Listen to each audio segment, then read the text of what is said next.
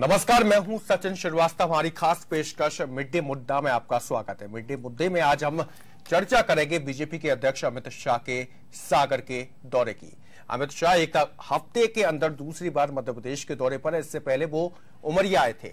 शाह के सागर दौरे का मकसद बुंदेलखंड पर भाजपा का कब्जा है। बीजेपी उस पर कब्जा बनाए रखना चाहती है, लेकिन इस बार राह आसान नहीं है क्योंकि सरकार बदल चुकी है और सीएम कमलनाथ भी बुंदेलखंड में दिलचस्पी ले रहे हैं और वो सागर का दौरा कर चुके हैं। ऐसी हालत में इस बार मुकाबला कड़ा नजर आ रहा है। हालांकि इस समय बुंदेलखंड की चारों लोकसभा सीटों पर बीजेपी का कब्जा है, इसको बरकरार रखना है। विधानसभा चुनाव के दौरान अमित शाह सागर नहीं पहुंच पाए थे, इसलिए इस दौरे का मकसद इस क्षेत्र में बीजेपी की लोकसभा तैयारी को फाइन ट्यून करना हो सकता है, क्योंकि विधानसभा चुनाव में बुंदेलखंड में बीजेपी अपनी पिछली कामयाबी को दोहरा नहीं पाई थी। तो इसी मुद्दे पर चर्चा के लिए हमारे साथ वरिष्ठ पत्रकार मिलिंद कुलकर्णी जी मौजूद हैं। मिलिंद जी, बहुत बहुत स्वागत है आपका अनादि टीवी में।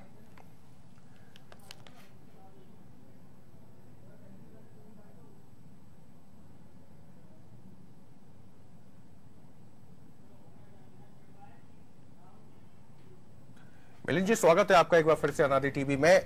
दौरे को लेकर चर्चा है, शाह का दौरा है, बीजेपी के राष्ट्रीय अध्यक्ष है, सागर के दौरे पर रहने वाले हैं। क्या कुछ आपकी पहली प्रतिक्रिया होगी?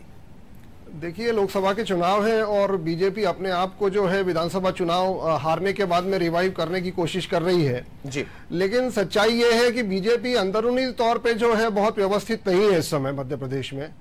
और आपको मालूम होगा कि इसके पहले भी जो है उन्होंने शक्ति केंद्र की योजना बनाई थी और अब जाकर जो है उन्होंने ये पालक योजना लाए हैं। और इसके बाद में, इसके पहले आपको मालूम होगा कि एक पन्ना प्रभारी भी चला था बीच में। बिल्कुल, है ना। तो ये तो क्या है कि एक एक्सरसाइज है जिसमें बीजेपी अपने को ज्यादा से ज्यादा लोगों तक नीचे पेनिट्रेट करके जोड़ना चाहती है और संगठन को खड़ा करना चाहती है। लेकिन दुर्भाग्य यह है बीजेपी का कि ये सारी व्यवस्थाएं जो है ये कागज पे है, सूचियां बनती हैं, मोबाइल नंबर डाले जाते हैं और आगे बढ़ा दिए जाते हैं जी। लेकिन इन्हें जिस तरह से संगठन में तैयार करना चाहिए या इनसे काम लेना चाहिए या इन्हें जिम्मेदारियां सौंपनी चाहिए, इसे देखने वाला आज कोई नहीं है बीजेपी में जी। यानी कि माना जाए कि केवल मिस कॉल मार दिया जाता है, उसके बाद जमीनी लेवल पर कुछ नहीं होता है। चलिए, अमित शाह सभा को संबोधित भी करना शुरू कर चुके हैं।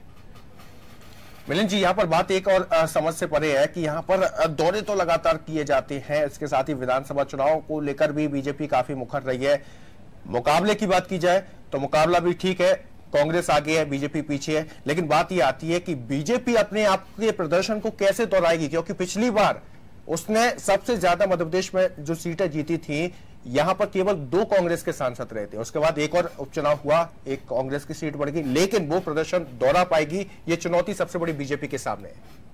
नहीं, देखिए 2014 का जो लोकसभा चुनाव था जी, वो सारा का सारा चुनाव जो था वो मोदी वर्सेस विपक्ष हो गया था जी। और एक मोदी वेव थी पूरे देश में जी। आप असम में जाते थे और वहां पूछते थे कि आप किसे वोट करेंगे, तो लोग कहते थे कि मोदी को वोट करेंगे जी। उन्होंने भाजपा भी नहीं कहा जी। और यदि आप दक्षिण में जाएंगे, तमिलनाडु में जाएंगे, तो वहीं पर वो बात हो रही थी, कर्नाटक वगैरह में भी यही बात हो रही थी, महाराष्ट्र में ये बात हो रही थी जी। इस बार के चुनाव में ऐसा नहीं है। इस बार के चुनाव में बीजेपी को कई मुद्दों पर जवाब देना है और आपको मालूम है अभी ताजा जो 2 विधानसभा से पहले तो किसानों का मुद्दा, राफेल का मुद्दा, ये सब गरमाए थे। बिल्कुल। अभी राफेल के मुद्दे में कल की खबर है कि राफेल की फाइल चोरी हो गई है, बिल्कुल, या नहीं मिल रही है और इसका जवाब कोर्ट में पेश किया सरकार ने। बिल्कुल। तो खैर ये एक विषय से थोड़ा हटकर बात मैंने कही, लेकिन मुख्य बात यही है कि बीजेपी आज जिस भी स्थिति में चुनाव लड़ने जा रही है उसमें वो संगठनात्मक रूप से तैयार नहीं है, ऐसा मुझे लगता है। कल परसों एक मीटिंग हुई थी, उसमें सीएम भी गए थे अपने पुराने जी, शिवराज सिंह जी। उसका देखिए अखबारों में किस तरह से कवरेज छपा है। वो उन्होंने भाषण दिया और वहां से वो चले गए जी। तो बाकी सारे पदाधिकारियों को ये महसूस होता है और उसमें ये भी छपा है कि जो प्रदेश के जो अध्यक्ष हैं राकेश सिंह जी, ये उन्हें छोड़ने बाहर चले गए।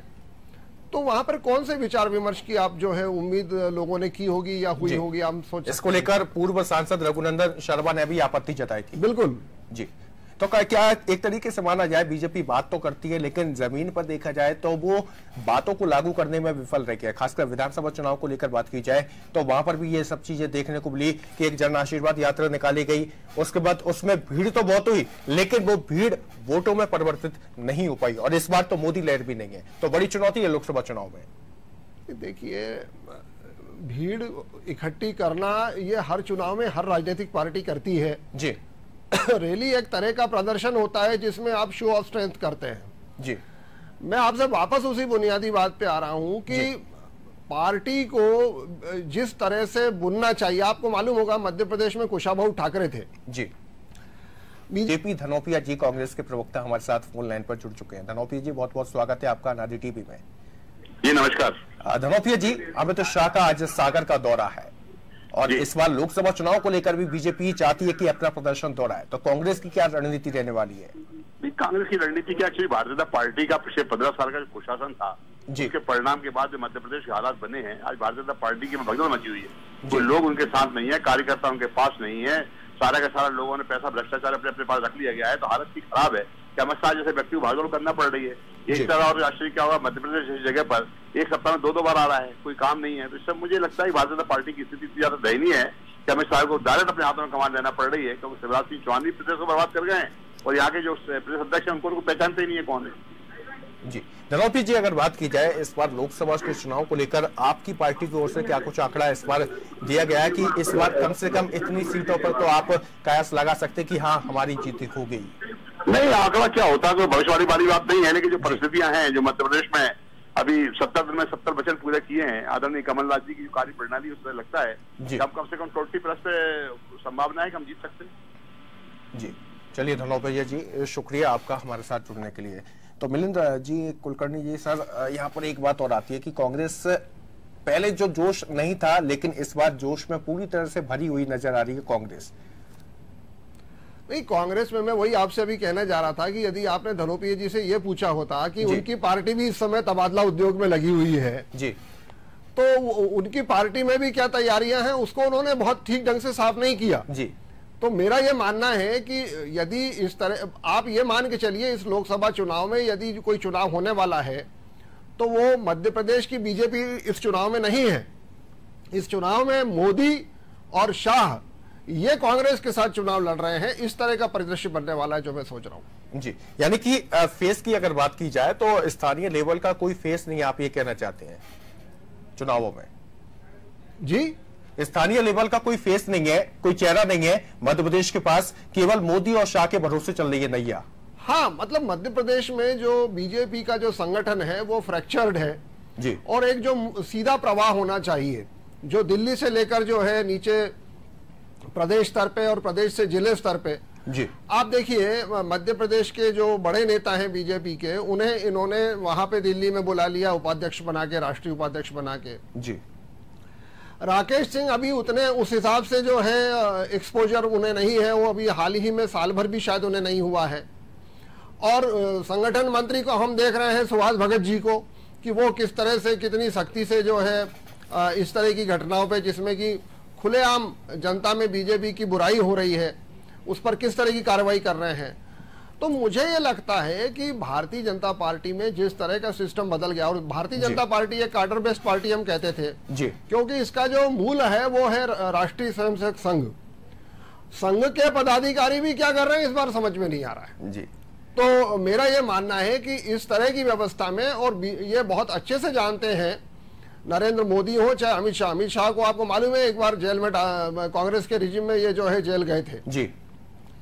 इन्हें मालूम है कि यदि इस बार फिर से यदि कांग्रेस आ गई तो ये फिर पक्के अंदर जाएंगे, इसलिए ये पूरी ताकत लगाकर किसी भी तरह से जो है चुनाव जीतने की व्यवस्था को सुनिश्चित करेंगे और अपने स्तर पे करेंगे, ये किसी के और के स्तर पे इस पर विचार नहीं करेंगे जी। चलिए हमारे साथ संवाददाता है सागर के दिनेश जैन फोन लाइन पर जुड़े हुए हैं। दिनेश, बात की जाए सभा को लेकर, अमित शाह का आज दौरा है, सभा को लेकर कितना जोश उत्साह देखने को मिल रहा है इस बार? यह बात बिल्कुल सही है कि अमित शाह की सभा को लेकर सागर में बहुत उत्साह है, लेकिन इस उत्साह की कमी कुछ इस प्रकार हुई कि उनका समय सागर में आने का था 1 बजे, तो लगभग वो 1:15 बजे सागर पधारे हैं। इसको लेकर कुछ लोगों में नाराजगी भी थी। और सबसे बड़ी नाराजगी पत्रकारों में उस वक्त हुई जब पत्रकारों की जगह पर बीजेपी के कार्यकर्ताओं ने कब्जा कर लिया। इस बात को लेकर बीजेपी से पत्रकारों ने अपनी नाराजगी व्यक्त की है। जी चलिए दिनेश, शुक्रिया तमाम जानकारी को साझा करने के लिए। मिलन जी, अगर बात की जाए तो शाह का दौरा बुंदेलखंड पर फोकस करने को लेकर है। विधानसभा चुनाव की बात की जाए तो वहां नहीं जा पाए थे, लेकिन इस बार लोकसभा चुनाव में जाने का पूरा फोकस है और सीटों पर केंद्रित ये चुनाव है। बात ये आती है बुंदेलखंड की, अगर बात कर ली जाए तो बुंदेलखंड अलग राज्य बनाने की कवायद पर न जाने कब से बात आ रही है। विशेष पैकेज देने की बात यहाँ पर कब से आ रही है, चाहे राज्य सरकार हो चाहे केंद्र सरकार हो, अलग से बुंदेलखंड के लिए कुछ ना कुछ करने की बात करते हैं। लेकिन कंडीशन अभी तक बुंदेलखंड की वहीं की वहीं है, ज्यादा कुछ सुधार नहीं आया है। देखिए, मैं आपको बता दूं, मैं पिछले विधानसभा चुनाव में मुझे मौका मिला था घूमने का जी। सागर में जो व्यक्ति जीते हैं, मैंने वहां पे बात की थी। सागर में हमारे यहाँ का मतदाता भी आप देखिए कैसा है कि वहां से वो एक नेवी जैन नाम के सज्जन जीते हैं जी। तो लोगों में भारी असंतोष था, लेकिन वो जीते हैं बीजेपी से। अच्छा, यदि आप मध्य प्रदेश में देखेंगे तो बुंदेलखंड ने और विंध्य ने बीजेपी को सर्वाधिक सीटें दी हैं। मालवा जो बड़ा बेल्ट था वहां पर बीजेपी पिछड़ी है जी, या निमाड़ में थोड़ा सा पिछड़ी है। तो मेरा ये कहना है कि बुंदेलखंड में ऐसी कोई स्थिति नहीं है। बुंदेलखंड को किसी तरह का पैकेज मुझे नहीं लगता मिलने वाला है वहां पर। बल्कि आपको मालूम है, एक बहुत बड़ी घटना ये हुई है कि रामकृष्ण कुसमारिया जो है वो उनके जो थे वो पिछली बार टूट गए और अभी इस समय कांग्रेस में पहुंच गए हैं। बिल्कुल। तो और दूसरा क्या होता है कि लोकसभा के मुद्दे भी अलग होते हैं। अभी आपको मालूम है लेटेस्ट जो एयर स्ट्राइक हुई है पाकिस्तान के जो कुछ इलाकों में अधिक पीओके में हुई है। तो जब लोकसभा के लिए मतदाता वोट करता है तो उसके दिमाग में केवल राज्य के मुद्दे नहीं होते, वो अपने देश की सुरक्षा के बारे में भी विचार करता है। और बहुत सारे, मैं आपको थोड़ा सा रोकना चाहूंगा, दीपक विजयवर्गीय बीजेपी के प्रवक्ता हमारे साथ फोन लाइन पर जुड़ चुके हैं। बिल्कुल दीपक जी, स्वागत है आपका अनादि टीवी में। बहुत धन्यवाद जी। दीपक जी, मध्य प्रदेश के एक हफ्ते में दूसरे दिन के दौरे पर है बीजेपी के राष्ट्रीय अध्यक्ष अमित शाह। ऐसा क्या एकदम जरूरत पड़ गई कि राष्ट्रीय अध्यक्ष को ही कमाल संभालनी पड़ रही है मध्य प्रदेश में? देखिए ऐसा, भारतीय जनता पार्टी में संगठन के जिन लोगों को जो जिम्मेदारी होती है उसको बहुत तत्परता के साथ निभाते हैं। हमारे यहाँ कोई फ्यूडल और सामंतों का सिस्टम नहीं है कि काम करने वाले लोग दूसरे रहे और शासन करने वाले लोग दूसरे रहे जी। तो राष्ट्रीय अध्यक्ष वो स्वाभाविक तौर पर सारे देश का दौरा कर रहे हैं। तो लोकसभा चुनाव तक सारे देश का, पूरे देश का दौरा करेंगे, ज्यादा से ज्यादा स्थानों पर पहुंचने का प्रयास करेंगे और पार्टी की बात पहुंचाएंगे जी। दीपक जी, अगर बात की जाए तो बुंदेलखंड को लेकर फोकस कर रहे हैं यहाँ पर, ठीक है, अच्छी बात है। चलिए, आपको अपना गढ़ बचाने की जरूरत भी है क्योंकि फिर से लोकसभा चुनाव आ गए हैं। तो इस बार अगर बात की जाए लोकसभा चुनाव में बुंदेलखंड को लेकर, पूरे मध्य प्रदेश को लेकर अगर बात की जाए तो क्या कुछ आपका टारगेट रहा है? बुंदेलखंड की चारों सीटों को फिर से जीतेंगे, इसमें कोई संदेह नहीं है जी। बुंदेलखंड में आप जीतने की बात कर रहे हैं, लेकिन आपके ही पुराने साथी रामकृष्ण कुसमारिया अब कांग्रेस में शामिल हो गए। देखिए, रामकृष्ण कुसमारिया जी को भारतीय जनता पार्टी ने कई बार सांसद बनाया, कई बार विधायक बनाया, प्रदेश में मंत्री भी बनाया, पार्टी के भी पदाधिकारी रहे लंबे समय तक। लेकिन एक ही व्यक्ति को हमेशा 30-40 साल तक टिकट भी मिलता रहा है, पदाधिकारी भी बना रहे, कैबिनेट मंत्री का दर्जा भी मिला रहा है, हमेशा संभव नहीं होता है जी। बिल्कुल। तो मानते हैं आप, एक चीज मानते हैं कि उनसे कुछ ना कुछ नुकसान होने की संभावना तो है, क्योंकि बड़ा चेहरा है बुंदेलखंड में आपकी पार्टी का। वो नुकसान किसी से कुछ नहीं होता। भारतीय जनता पार्टी से जो लोग जुड़े हैं वो पार्टी की विचारधारा को लेकर कमिटेड है, पार्टी के विकास कामों को लेकर कमिटेड है, और इसमें अपनी महत्वाकांक्षाओं के जरिए अगर कोई इधर उधर होता है तो उससे कोई फर्क नहीं पड़ता। चलिए दीपक जी, शुक्रिया, आप हमारे साथ जुड़े। मिलन जी, यहाँ पर बात आ रही है रामकृष्ण कुसमारिया को लेकर, बड़ा चेहरा है यहाँ पर बुंदेलखंड में। हालांकि अभी विधानसभा चुनाव में 2 सीटों से चुनाव लड़े थे, एक पर जमानत जब्त हो गई, बुरी तरह हार हुई है। लेकिन एक बात तो तय है कि कुर्मी वोटर बैंक को प्रभावित भी कर सकती है। देखिए, अभी विजयवर्गीय जी ने हालांकि आपसे चर्चा में माना नहीं जी कि कोई नुकसान होने की संभावना है जी। उनके पूर्व मंत्री जयंत मलैया जी रामकृष्ण कुसमारिया जी के वजह से ही हारे हैं, बिल्कुल, है ना। एक और व्यक्ति हारे हैं जी। बुनियादी बात यह है कि भारतीय जनता पार्टी को यह सोचना होगा कि यदि इस चुनाव को उसे यदि ठीक से लड़ना है, ये तो ठीक है, उनकी एक समस्या यह है कि उन्हें जो कुछ निर्देश मिलना है सब दिल्ली से मिलना है, बिल्कुल। मध्य प्रदेश के नेताओं से वो कोई उम्मीद नहीं कर सकते जी।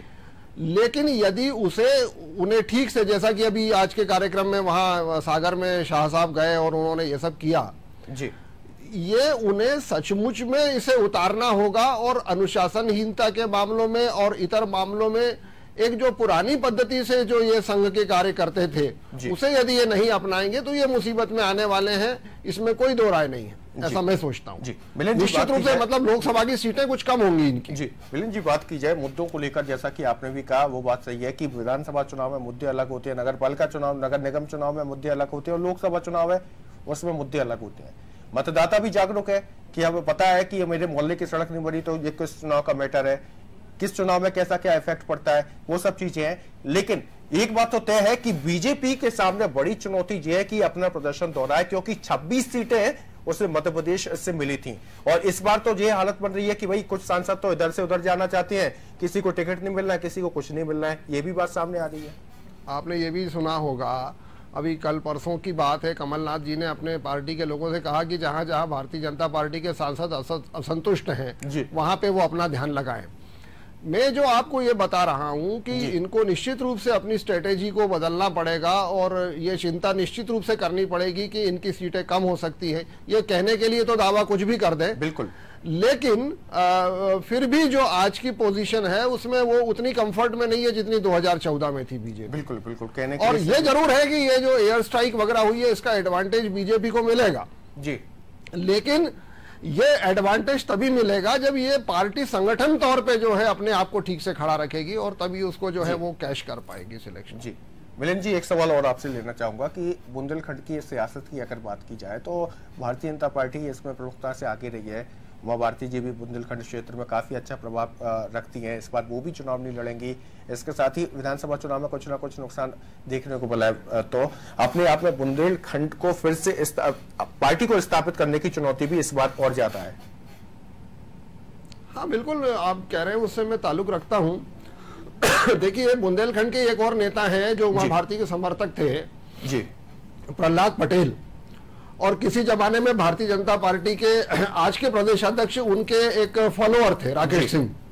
ये उन्हीं से बाद में अलग हुए और ये शिवराज गुट में शामिल हुए जी। तो निश्चित रूप से इनको बुंदेलखंड में मेहनत करनी पड़ेगी, क्योंकि बुंदेलखंड की जब हम बात करते हैं तो बुंदेलखंड का बेल्ट बहुत बड़ा है, और वो बेल्ट न केवल मध्य प्रदेश में है, वो उत्तर प्रदेश तक जाता है।